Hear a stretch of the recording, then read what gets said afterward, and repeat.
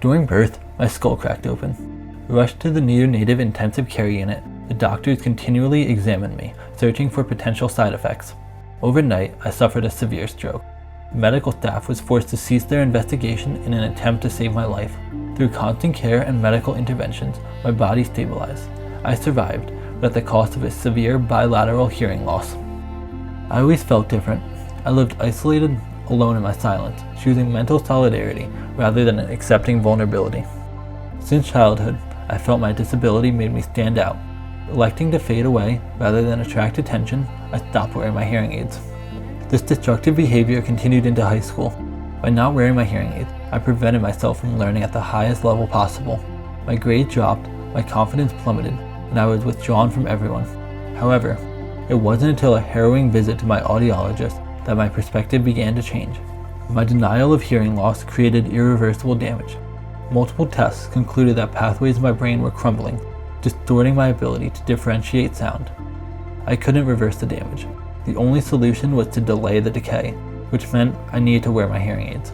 The thought of this terrified me, but I knew I no longer had a choice if I wanted to keep my hearing. Slowly, I began to work up the strength to start wearing my hearing aids for the first time since elementary school. To my amazement, no one noticed what I felt were enormous machines in my ears. My grades improved, my friendships strengthened, but most importantly, my mind was optimistic. I was surprised at how much better I felt wearing my hearing aids. I was now connected to the world, until March 2020, when the whole planet shut down. Instantaneously, life was filled with face coverings and social distancing. Perfect for ending a pandemic, but a nightmare for a deaf person trying to communicate. Lip reading became impossible, and sounds were blurring together worse than ever before.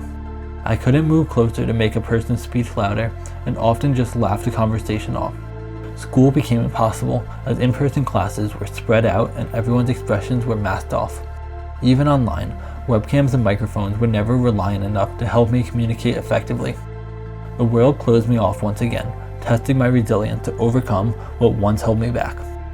But now, as life begins to flourish on the evening of the pandemic, a new sun rises for me, a new beginning. It's a time for me to embrace what I took for granted, to leave behind childish embarrassments in order to hear and experience everything the world has to offer.